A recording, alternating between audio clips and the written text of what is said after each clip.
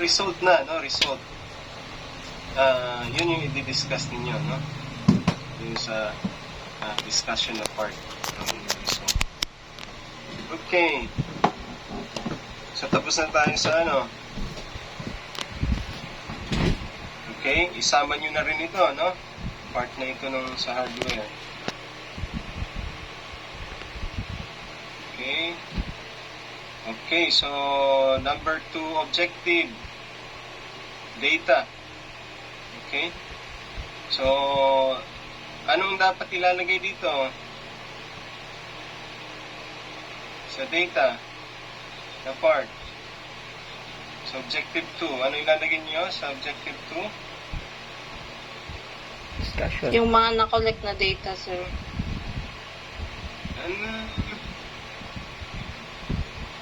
Yun na ba kaagad?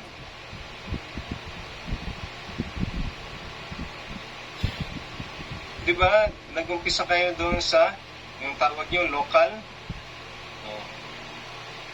So, yun yung ilalagay nyo dyan. Wala ba kayong problema na encounter doon sa, ano? So, yun na yung picture na pinresent nyo dito. Bagay ito siya doon sa inyong location, no? Ito siya kung paano nyo kinabit doon. Okay? So, i-discuss nyo na ngayon.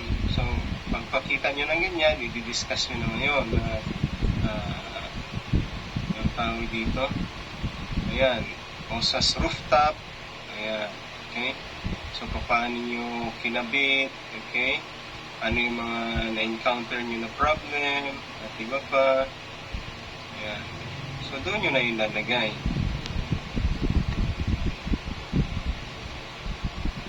And then, syempre, after that, etong data na, no? Syempre, ipapakita nyo dito yung saan galing itong data. Paano nyo na-receive itong data? Receive. Hello? Through SMS, sir. Yan yung nag-text po sa amin. Code lang po namin dyan. Dapat pinicturean nyo yung SMS, yung inyong cellphone. May screenshot po kami dyan, sir. Tapos i-attach lang po namin dyan sa pinakahuli sa... Hindi, baliktad. Yung inyong cellphone, yun yung i-attach nyo dito.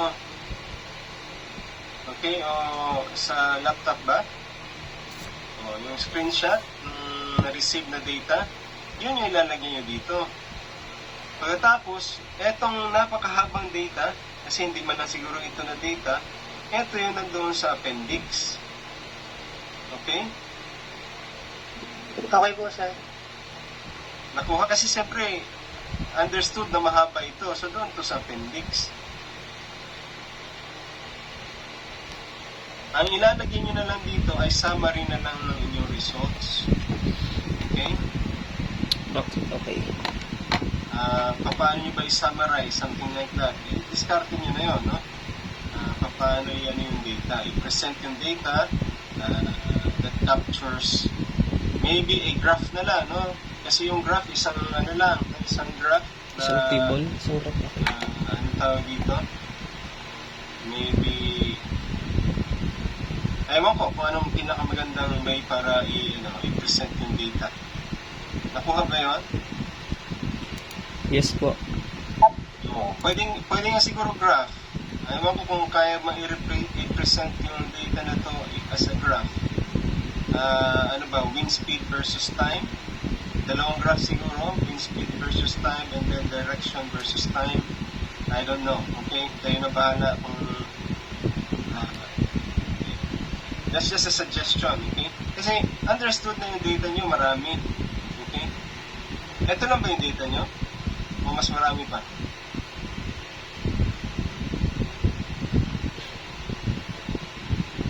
Hello? Meron pa sir, pero ibang araw po. Okay. Isama nyo yun doon sa appendix. Nakuha? Isama nyo doon sa appendix. Yes po. Kaso, sir, yung problema na... Ano yung problema? Hindi po namin siya sir. Hindi po kami nakakollect ng data sa pag-asa. Hindi po namin siya ma-compare. Oo, hindi naman problema yon.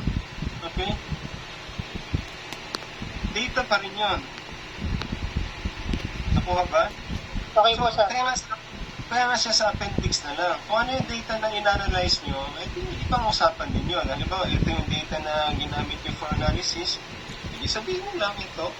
Okay? Bigat.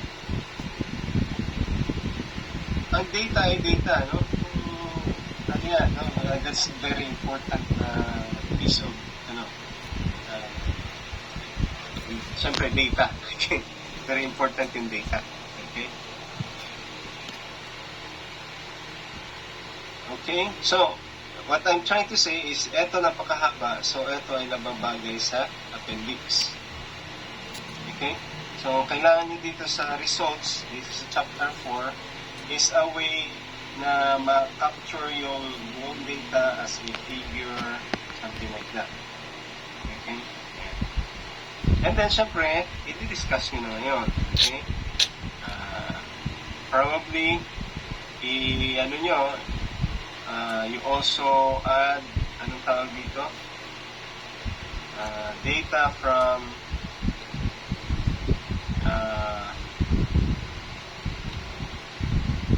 using graphs, probably. You also try to include yung data sa pag-asa, di ba? Kung graph siya, edi makikita nyo may kung nagkadikit, di ba? Di ba sa isang graph, meron kayong dalawang function, di ba? So, makikita niya kung gaano sila kalayo sa isa't isa, di ba? So, makikita doon, klarong-klaro kung nagtugma ba, no? So, may difference. Okay? And then, sa objective number 3, dyan na papasok yung ang tawag dito, statistical analysis ng itong MAE. So, dito, syempre, yung values na yung papakita ninyo. No? Ayan. Okay? So, and then, okay, this is also good. Cost-benefit analysis of the prototype. Yeah. So, this is also good, no? Although, if actually, hindi nyo naman kailangan ito, no? Bakit hindi nyo ito kailangan, class? Cost benefits analysis types. Kasi sir, about development yung study namin. Wala. Ano na tayo sa development, okay? Ito siya, hindi na ito kailangan dahil hindi ito kasali sa inyong objectives. Okay? Yun lang yun, no? Pero, maganda na nilagay nyo ito kasi yung ibang panel gusto rin malaman ito. Okay? So, okay naman na nandito siya. Okay? So, since nandyan na, ginawa nyo na yan, so, maganda na. Pagandahin nyo pa ito. Okay? Pero, ang tawag dito, technically, kung pagbabasehan natin yung objectives, basically, meron kayong objectives, gumawa kayo ng way para ma-meet yung objectives, yun ang sa methodology, yun lang din yung kailangan nyo na makunan ng results. Okay? And yun ang i-discuss nyo. So, ibig sabihin ito, bonus na ito. Okay? Okay.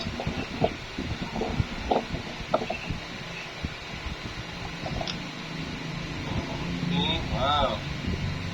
Pero, ibig sabihin nito, hindi kailangan ganito kahaba, no? Maganda naman, pero siguro, paiksin nyo lang, okay? Yung pinaka-ano na lang, no?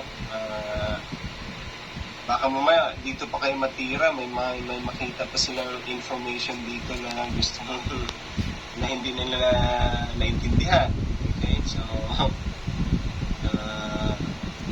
ano tawag dito? Mas maiksi, mas concise, okay? Mas maganda. Okay? Okay. Summary of findings, summary conclusions and recommendations. Okay, that's good. Summary.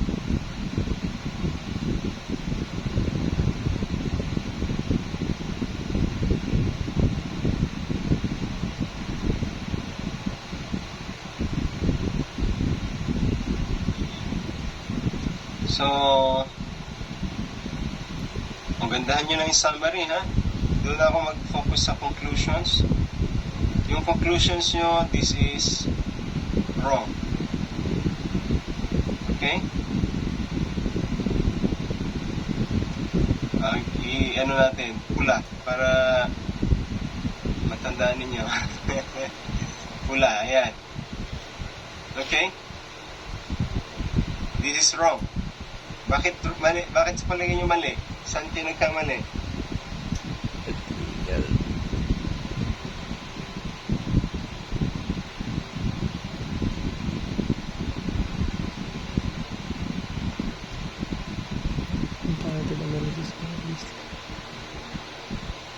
Hello?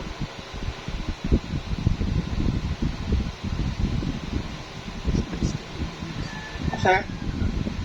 Bakit sa palagay nyo may... Saan kayo nagkamali dito sa inyong conclusion? Instrumentations.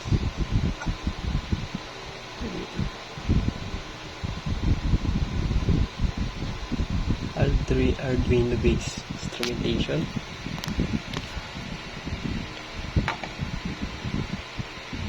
Side demonstrations that's Okay, di integrated. ba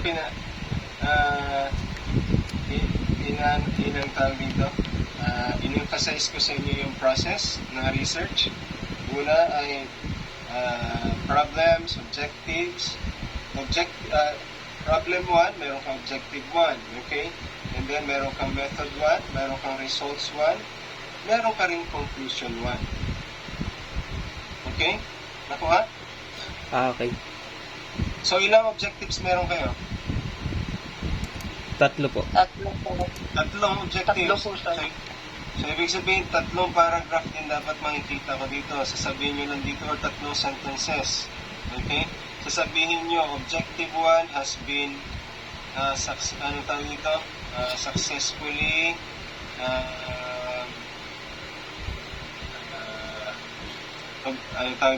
met.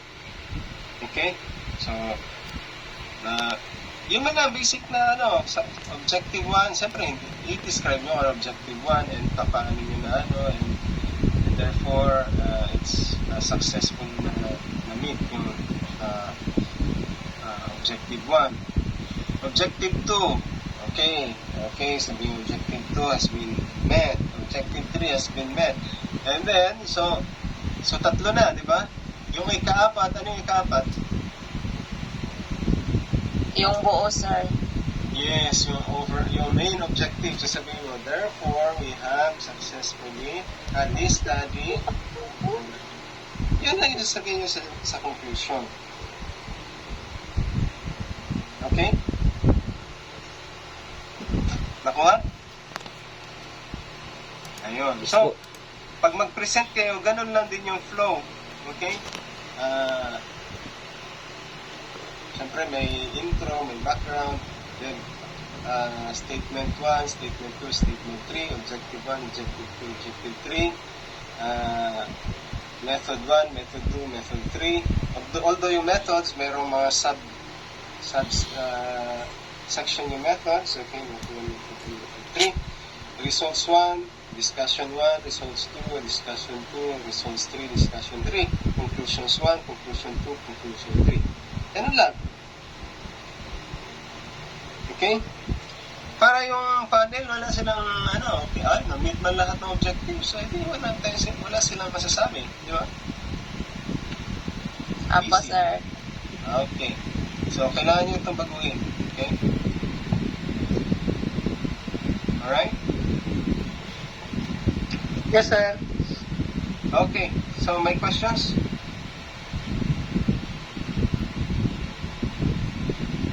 Question. Kailan kayo mag-depend? Depende, sir. Matapos na namin.